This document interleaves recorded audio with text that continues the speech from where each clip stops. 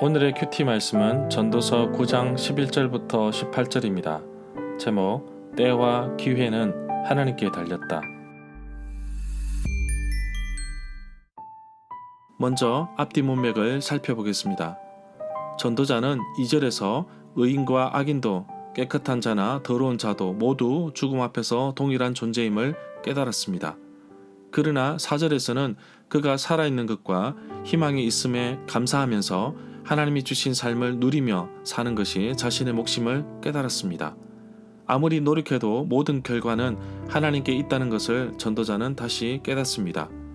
모든 기한과 때가 있다는 사실을 이미 3장에서 살펴보았지만 하나님께서 정하신 때에 이루어지도록 때로는 기다릴 필요도 있음을 보게 됩니다. 아무리 강하고 빠르다고 할지라도 불확실한 미래의 인생 앞에서 아무것도 아님을 보게 됩니다. 그러나 모든 사람에게 때와 기회가 동일하게 주어진다는 것을 깨닫습니다. 전도자가 살다가 아주 인상 깊은 것을 발견하였는데 지혜가 무력, 힘, 권세보다 강하다는 것입니다. 지혜로운 사람의 말을 무시하게 되면 어리석은 사람이 많은 사람의 행복을 파괴하게 됨을 깨닫습니다. 문단을 나눠보겠습니다. 11절부터 12절은 때와 기회, 13절부터 18절은 지혜에 집중. 11절에 보면 사람의 엄청난 노력과 수고에 비해 보상되는 것이 별것 없다는 사실을 전도자는 깨닫습니다. 누구에게나 불행한 때와 재난이 닥친다고 말씀하고 있습니다. 문제는 그 때를 알 수 없기 때문에 대비하는 수밖에 없습니다.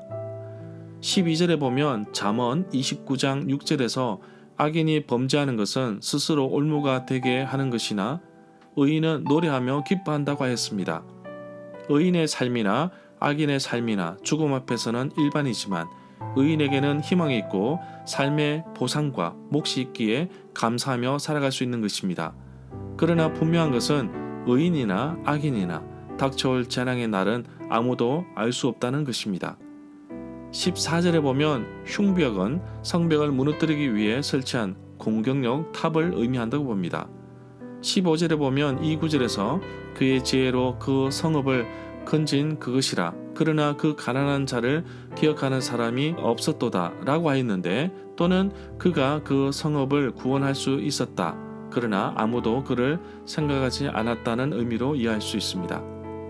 17절에 보면 어리석은 리더십이 얼마나 큰 영향력을 끼치고 있는지 말해주고 있습니다. 통치자, 권력자라고 해서 지혜로운 사람은 아닙니다. 신분의 격차와 상관없이 정직한 지혜자도 있습니다. 이 구절에 지혜자들의 말들이라는 말이 나오는데 권력 있는 사람들이 항상 지혜로운 것은 아니라고 봅니다. 가난하고 비천한 사람들 가운데서 지혜가 발견되는 경우도 종종 있습니다. 18절에 보면 이 구절에서 죄인이라는 사람은 실수하는 사람으로 볼 수 있습니다. 물론 지혜자가 아닌 어리석은 사람이 잘못하여 공동체를 망칠 수 있으나 지혜자라고 할지라도 잘못 판단하여 공동체를 무너뜨릴 수 있음을 알아야 합니다. 여호수아 7장 1절에 보면 아간의 실수로 인하여서 이스라엘 공동체에 큰 피해를 가져다 준 것을 볼 수 있습니다. 절마다 상세한 설명과 구절에서 그리고 핵심 내용과 중심 줄거리는 네이버 블로그에 올려져 있습니다. 내게 주시는 교훈입니다. 노력하면 그 보상을 받습니다. 그런데 전도자는 사람의 성공이 자신의 노력에 달려있기보다 자신에게 주어지는 때와 기회를 잘 선용해야 한다고 말하고 있습니다. 좀 더 깊이 있게 말하면 하나님의 때에 하나님께서 허락하셔야만 이룰 수 있습니다. 그래서 우리의 노력의 결과는 하나님의 손에 달려있다는 사실을 전도자가 말해주고 있습니다. 하나님의 때를 기다리며 이룰 수 있도록 절제와 기다림도 필요합니다. 가난하고 지혜로운 사람의 이야기를 들려줍니다. 그러나 아무도 기억조차 하지 못하는 모습을 보면서 전도자는 한 가지 결론을 내립니다. 그럼에도 불구하고 지혜에 집중하는 것이 더 낫지 않겠는가? 기도하고 준비하였지만 때로는 이루어지지 않거나 더디게 이루어지는 것을 볼 수 있습니다. 혹시 그것이 하나님의 때가 아닌 나의 욕심, 나의 욕망, 나의 탐심이 아닌지, 하나님의 때가 맞다면 하나님께서 직접 이끌어 가실 것입니다. 세상이 알아주지 않는 지혜자라고 할지라도 공동체의 미래를 위해서 죄인으로 살기보다는 지혜자로 하나님의 때를 기다리며 살아가는 하루가 되기를 간절히 소망합니다.